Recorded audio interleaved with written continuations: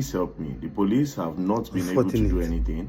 My kids are not going to school anymore. He left my 3-year-old daughter with 4 men. I think the guy is insane. Please reply. Let me give you more details, I had a mental problem. She sent that on the 11th of February. A drug addict, for that matter. Please help me. The Lagos State Police won't help. If we abuse my daughter. On the 15th, she said, please help me. I have not seen my kids. It's 1 month now. I can't live without them. I don't want him to buy. I don't want to buy myself. My baby is autistic. And then she sent these voice notes that I just listened to. And so I didn't see all of this until on Saturday. That was when I saw it, right? Then immediately I responded by saying, you have to send a voice note of what happened for record purposes and also your pictures too. And that was when she sent everything that happened. Now, before I play everything that happened, I just spoke with her this morning. First of all, this is the guy in question.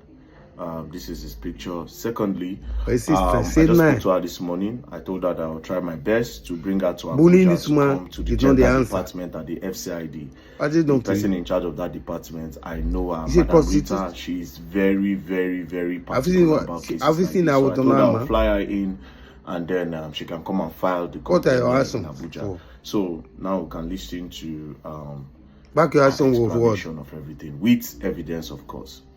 So my name is Olivia. I'm from Enugu State, but I reside in Lagos. So the last incident that happened that made him to take the keys forcefully from me, I was shooting my clothes downstairs. I was trying to market my clothing. When he came and he sent my younger brother to come and call me. I was downstairs. I now went upstairs to meet him. He said I should pack my clothes and my bags and leave his house. Usually he will throw me out. Everybody in the streets, everybody in our streets knows I usually sleep on that street at night when he takes the kids from me and beats me and throw me out. But I usually come back because of my kids. He will threaten to take them away from me and I'll have to come back into the house and beg him. So that day, he told me, he said I should pack my bags and leave the house. I said I was not going anywhere. I want to take my children. I want to take my kids with me and that I'm not going anywhere. That it's been so long that every time he throws me out and I leave the kids for him, that I am not going anywhere. I wasn't going to go anywhere that day. So he said that, okay, no problem. Since I don't want to leave, that he's going to show me what he's capable of. He started dragging me and he wanted to throw me off the staircase. He usually throws me off that staircase. Like I'm used to being thrown off that staircase. So he wanted to throw me off the staircase as usual. And unfortunately for him, I bent the other side and I had to fall through the step and I hit my head on the floor. I wasn't even paying attention to know if anything happened to my head. And I was running towards my kids. I just want to go and get my baby girl. And I was thinking that if I carried the baby, that he wasn't going to do anything to me. But immediately I carried the baby. He started dragging me and my baby upstairs. My baby is 3 years old. He started dragging both me and the baby upstairs. He dragged us upstairs, and all the locks in our houses in our house are broken. All of them are broken because of the beating. Whenever he's beating me like that, all his friends, they will rush in because he keeps boys in the house. So his friends will rush inside and break the door to rescue me. So that's why all the locks are broken. So a few days before then, he changed all the locks, and I was wondering why the room where I sleep, he changed it to fingerprint. That was the most unnecessary thing to do, but I didn't see any reason why he had to do that. So when he dragged me upstairs with my baby, he said that I was wondering why he changed the lock to fingerprint. That this is when I will see why he changed it to lock fingerprint. He then jumped the door. He locked it behind me. And he said I should drop the baby. I refused to drop my baby because I was thinking that if I'm carrying the baby, he wasn't going to do anything much to me. I'm used to the beating. I have scars all over my body. There is a stab wound. He stabs me at every opportunity he gets. So I was already used to the beating. But I refused to let my girl go. So he started hitting me. He brought out a pressing iron, the iron they used to press clothes. So I was looking for other iron for a long time, for like 3 days before. I wanted to use it to iron my boys' clothes. So he brought it out and started hitting me with it. He was hitting me. He was hitting my girl. He was hitting me. He was hitting my girl.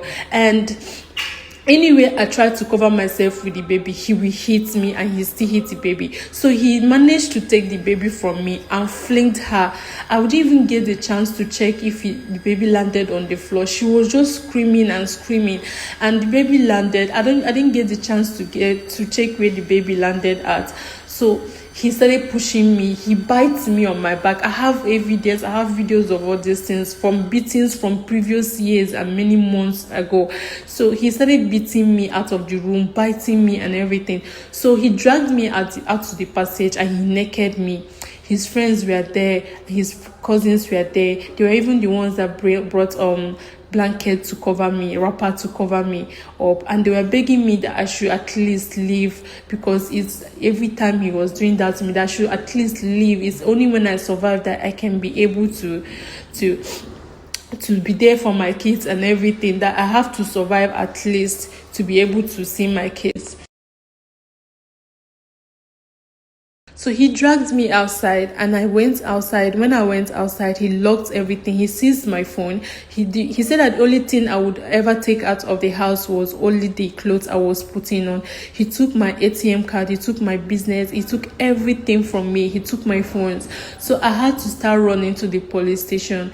When I came to the police station that night, they said that it was already late and that was not the right police station to make the report.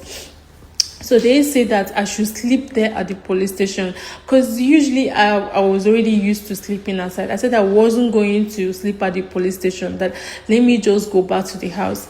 I came back to the house and he instructed everybody to lock me out and everything inside the house. I should just stay outside.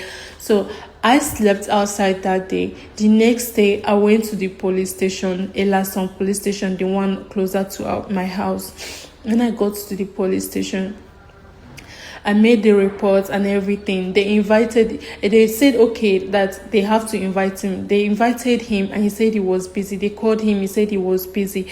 They said, okay, let's go to the estate, let's go to the house and see if there's anything they could say. They got to the house. It happened that he locked everybody, including my own children. He locked everybody inside the house and went out with the key. There was nobody allowed to leave the house, which in case if anything was happening inside the house, nobody would have known and everything. So when we got there with the police station, with the police people, they refused to open the gate. They said that he locked the gate and he went out. They started calling him again. He said that he wasn't available.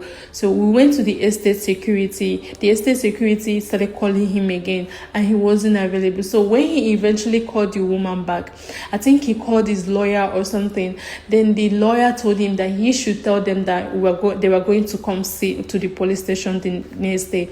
And the police people, they gave us appointments the next day.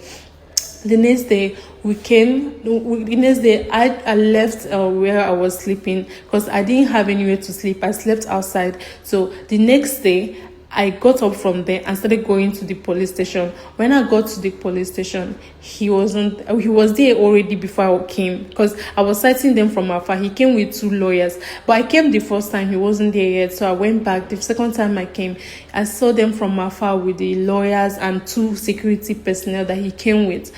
So I came. When I came inside, they called him to come inside and he was just too proud to come inside.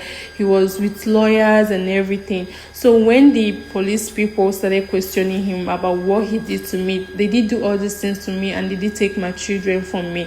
He said that it was he's going to handle it as a family case. But the police people refused. They said that it's wrong, that they should transfer it to the DPO.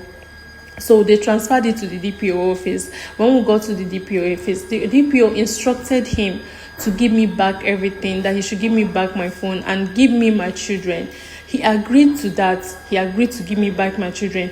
Then they said I should follow him home and get my things and my kids. So when we got to the house, I was not able to get anything out of him. It was only the phone that he gave to me, and he took my kids away from me. So the next day, after like 2 days, I went back to the house again to see if I can be able to see my kids or anything. So when I got there, he instructed them not to allow me in. But when I got in, the gate was open. I entered inside, and my boy was following me. My kids, they were following me. They wanted to go with me. His boys started bullying me, and they were beating my son. I have videos of all these things. They were beating my son, and I went back to the police station. And then when they came for the arrest of those boys, he told those boys to leave the house, and they left the house. So right now, up till now, the police have been looking for him. He has refused to release my kids, and nobody knows where my children are. Nobody knows where he is. Nobody knows anything up to this time. I think I'm running mad. He has threatened so many times that he had told me pump and play that there's nothing I can do to him, that if he kills me now, that nobody can tell. I have pictures of all the beatings he has done to me. He beats me like every slightest opportunity. He has stabbed me so many times, and now he has my kids. I don't know if I can do without my children. I can't.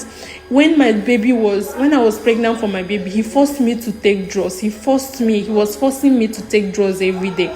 And because he doesn't want the pregnancy, he said that